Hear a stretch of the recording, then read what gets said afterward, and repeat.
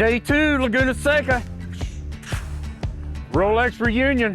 Here we are. Oh yeah, man, and we got Johannes with us today, and I tell you what, as a new racer myself, only maybe 3 years into this, it's been invaluable to be surrounded by this knowledge. It's not just a relationship, but here I've got a Sebring winner, you know, a proven track record in a number of different cars, that's driven Ferraris and Porsche and everything else. And the thing that I've found as a part of our driver development program we're doing is to be able to not just analyzing the data, but being able to have a record for myself. You know, when we have a car, we drive all kinds of different cars. So whether it's a 996 Cup car or a 924 GTR or a 944 Turbo Cup, you know, it's kind of cool to go in and have Johannes drive our cars and lay down a hot lap and demonstrate what a pro can do, and then us be able to gauge our progress against that and sit down with Johannes and have him talk us through braking points and throttle points. You'll put your left front tire here and you want to be straight coming off here so you can be hard on the gas.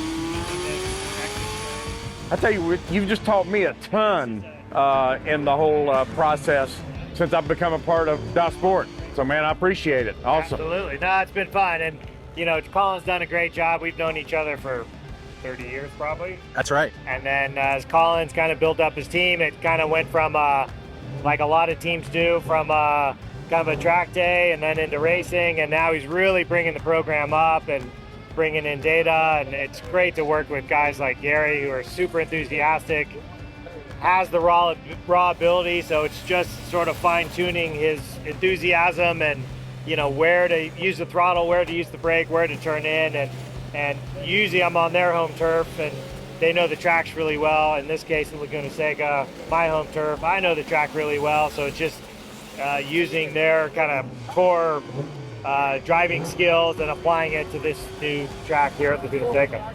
It's great. The synergy of it all just works out so perfectly because we have basically the car, and they usually, like, a client will come to us with an interest in a car. And, you know, we specialize in Porsches and a few other things, but mostly Porsches.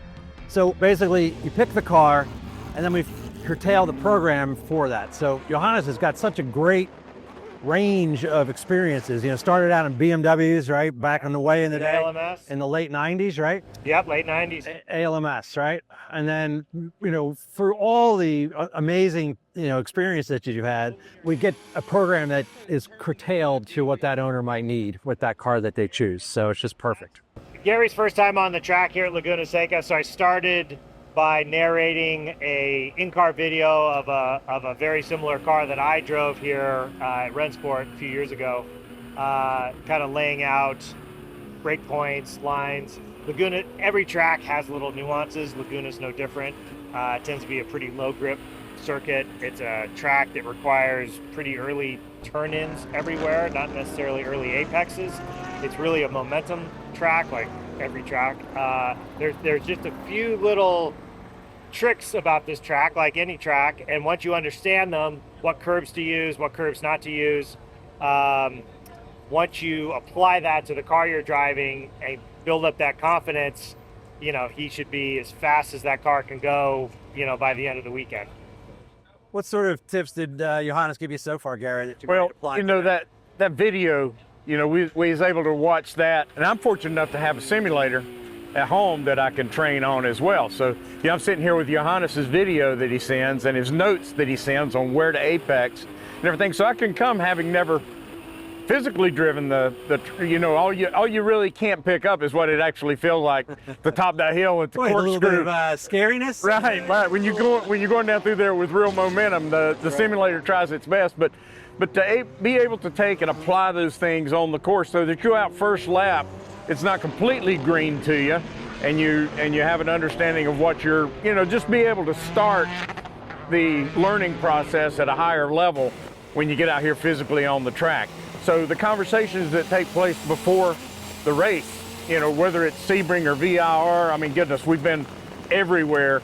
To be able to take that and then take Johannes's learnings that he's got, his knowledge that he's got, that is, no matter what car you're in, Other cars like the 944s, where you've really got to maintain that momentum. You know, when you're going up these big hills up towards the Corkscrew and everything, you can't start slow in you know, third gear. You got to be in second gear. You got to be somewhere where you're in the torque peak, and you got to, the more speed you can carry off of that turn and through that turn, the more you're going to be able to gain going up that hill, because you start at zero, you may not gain a lot, and that's seconds, you know, on a lap just in one straightaway.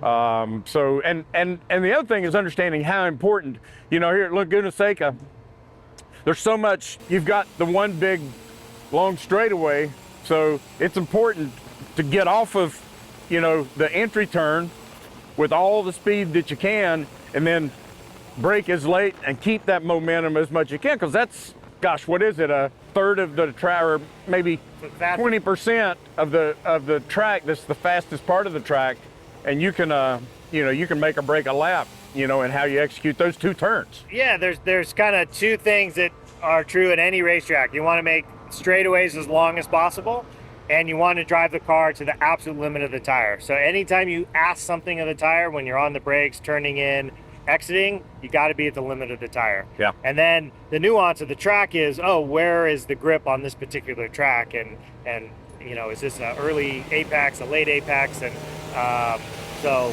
you know, hopefully you'll find by the end of the weekend you'll be really comfortable. And well, the cool thing that I think Johannes does for all of us is, after we go through a race or a session or whatever, because we can do the sim, we can do the practice laps, we can perfect the line, perfect the braking points, get on the throttle at the right time, but then you have to fold in racecraft after that, because you're out there with other cars and other people that are not allowing you to necessarily execute that perfect. Or they might not even know you're there. They might not even be aware of you at all. Yeah. So yeah, and these events are notorious because, you know, it's really about the cars. People come out, they haven't, in some cases, maybe driven the car in 2 or 3 years. So the disparity in ability and awareness is really broad here. So number one, bring the cars back the way they left, and don't ever assume anybody sees you, because if you do, that's when you start getting into trouble. Yeah. Only passing the straightaways, right? That's one of the key things. You get the run off, but you don't want to duck in, you know, try to take somebody on an entry or whatever. So 30+ year career driving.